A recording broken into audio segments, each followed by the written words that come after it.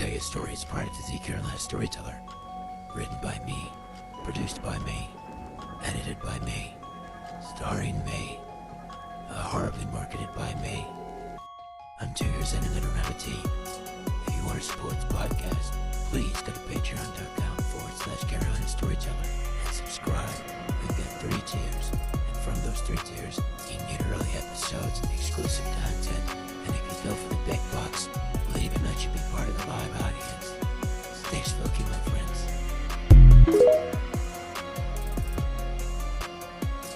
Welcome back to the show, folks. I am Jonathan Phoenix, the Carolina Storyteller. It's just me today for this episode, but as always, I do have a story for you. Back when I first had kids, I realized something about kids. They can be really creepy, especially white kids. In fact, there's a trope in horror movies called the creepy little white kid, because white kids can be creepy. I don't know if you know this or not. I have a niece who used to have this really long hair, and she was real skinny. And she'd wake up in the middle of the night sometimes and walk, and her hair would be just down. And, she'd kind of like walk quietly with the hair down, covering the face. And straight out of the rain visuals, if you can imagine. That's what you're waking up to in the middle of the night when you see this creepy little white kid. So, the term creepy little white kid definitely fits. And if you think about it, horror movies play with this all the time. You've got Carol Ann from Poltergeist, the kid from Omen, come on, Sixth Sense. I see. Creepy little white kid is just a major trope in movies, and it's been around for a while. So it leads me to today's story, which is actually several stories of these entities that started appearing back in the 80s and 90s in America, but have now gone worldwide. I'm talking, of course, about the Black-Eyed Children. Now, Black-Eyed Children are these pale-skinned children, usually dressed in older generation clothes, like not really modern, but not old-timey. Maybe a couple of decades beyond what they should be. And they'll show up either outside of your car or outside of your house asking for help. They don't want to meet your eye at first, and they want you to let them in. But once you do meet their eyes, the first thing that stands out is the glaring fact that their eyes are solid black. If you refuse them, they become very demanding, to the point of ordering you to let them in and threatening you if you don't. People who have encountered them have experienced all kinds of negative effects from being around these children. Anyway, let me tell you a story. This happened out in Texas, mid-'80s. This young couple was, on Halloween no less, was settling in to watch a scary movie together after dealing with trick-or-treaters all night. When outside, there was a knock at the door. It was rather late, almost 10 p.m. And so they went to the door, and there they saw these 2 children, very pale, dark hair, a little disheveled. And they thought maybe they were pretending to be ghosts or something. And they were like, we're sorry, we're out of candy. And the smaller of the 2 child, it was a girl and a boy, asked if they could use the restroom. And, at first the couple wasn't really sure. And they're like, well, where are your parents? They're at home. How far is your house? It's pretty far. And the kids kept being persistent, and they kind of stepped in towards the door. Can we come in and use the restroom? They continued to ask. Now, at some point, even though they felt bad about it, they decided to allow the young man to come in and use the restroom and let the young girl come in. And uh, they sat on the couch with the young girl as the young man went to use the restroom, and then the young man came back out and he sat across from them. And uh, the wife, wanting to be a good host, got up and said, "I'll get you something to drink, but you really should be getting home. It's very late." In unison, the kids said, "We know. Our parents are coming." And this really kind of unnerved him. So the husband kind of sat there with him. There wasn't really any conversation. It was a very awkward time, he felt. And he started to feel like he was getting a headache and his nose was hurting. And when his wife came out, she noticed his nose was bleeding. And she immediately ran and got him a cloth and gave it to him. And that's when she noticed their eyes. And immediately she let out a shriek, and the kids went, "Our parents are here." And they got up and they walked out of the house. And of course, the wife, is trying to tend to the husband. The husband wants to see where these kids are going, so he's trying to push her off, and he gets to the door. And the kids just kind of walk towards this street light and stand there staring at the house. And they stand there for a few minutes, and finally the husband tells his wife to call the sheriff. Something weird's going on. And the minute he says that, they walk away around the corner and they're never seen from again. The police came out, took a report, never saw nothing. This was the first appearance of the black-eyed children.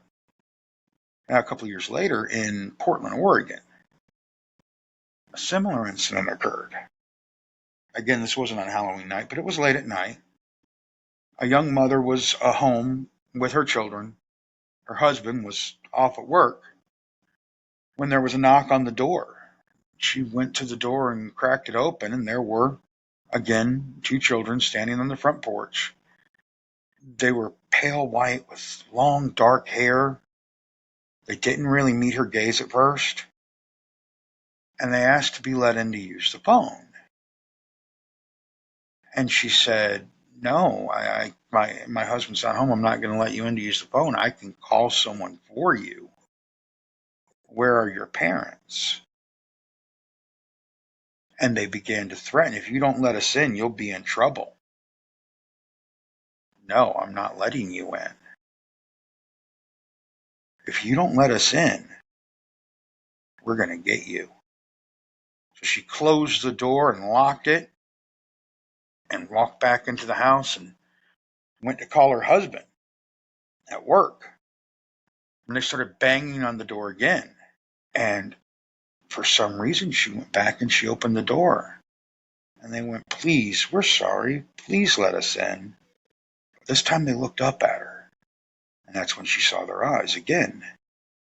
They were pitch black. No cornea, no retina, no iris. Just solid black holes where their eyes should be. She immediately slammed the door, and the children began banging on it furiously. And she was screaming for them to stop, screaming for them to go away. And finally she screamed, "I will call the sheriff." And everything stopped. She went back to the door, and the children were just standing there. And she said, "If you don't go away, I will call somebody. I have the phone in my hand." And without so much as a word, they turned and walked away. So she went to the window and watched. And they walked down the block for a little bit, and there was a tall figure standing out on the street. She couldn't really make out any other details. But once they met up with the tall figure, they all turned and looked at the house and then proceeded to walk away. That was the second occurrence of the black-eyed children. But it happened even weirder. On a highway in Oklahoma, kind of close to the first one. At a red light in the middle of the night, a young man driving comes to a stop when there's a tap at his passenger side window. And there is a young boy tapping on his passenger side window. So he kind of rolls the window down and he's like, yeah. He's like, Mister, can you give me a ride? It's the middle of the night. He's by himself. He doesn't feel good about leaving this kid out there, but he definitely doesn't want to get the kid in the car. He doesn't want to end up kidnapping someone's kid. He knows something's wrong. And he says, I can go down to the sheriff's station and get you the sheriff. No, mister, you need to give me a ride right now. And he rolls the window down and he said, I can't give you a ride. I don't have any room. I don't know where you're going. Where are your parents? You just need to give me a ride. And as he's talking with this child, all of a sudden there's a tap on the driver's side window, and there is another child now tapping on his window. Mister, give us a ride. Please, mister, give us a ride. And he rolls his driver's side window down a little bit, and he's like, no, I can't give you a ride. Where are your parents? And they get angry, and they're like, you don't need to know that. You need to give us a ride.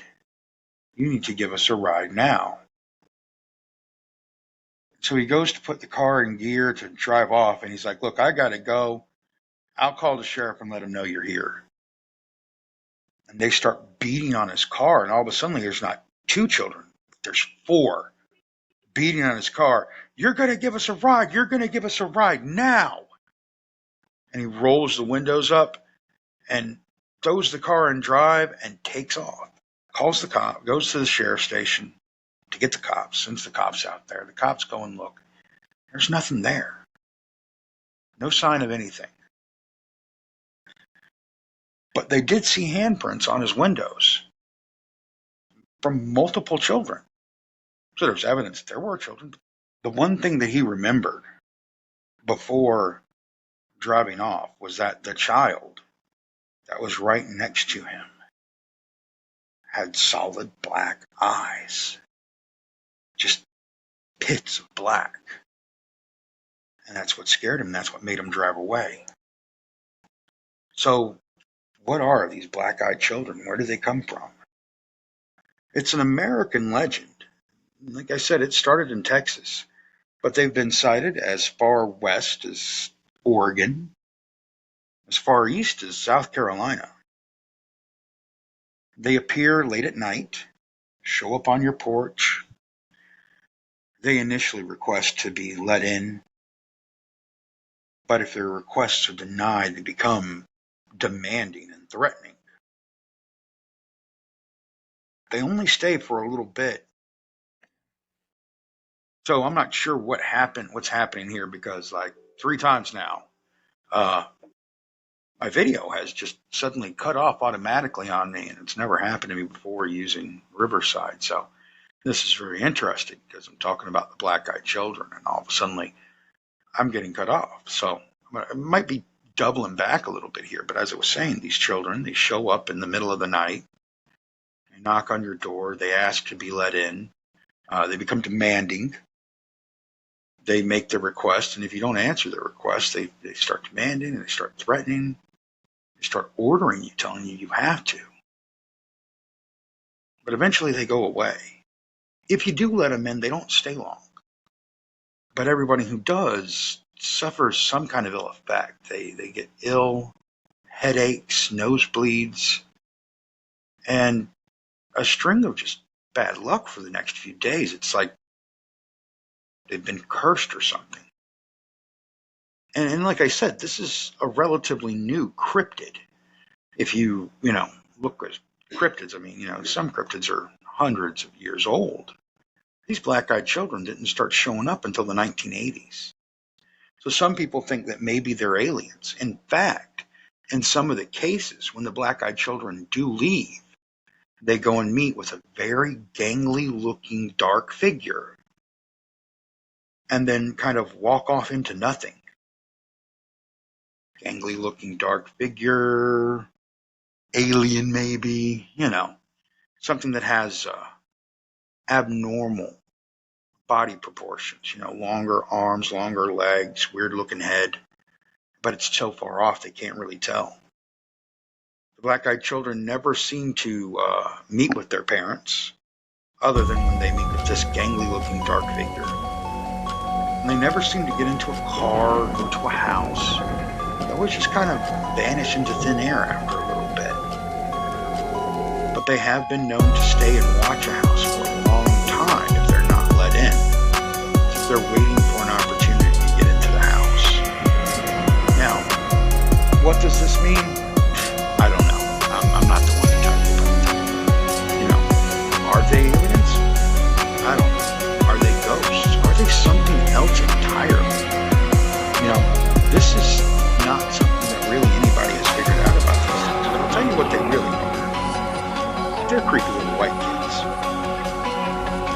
Anyway, that's our story for today. I hope you guys enjoyed it. I know it's shorter than most of the episodes have been, but, you know, I'm kind of by myself, so we have any banter with this.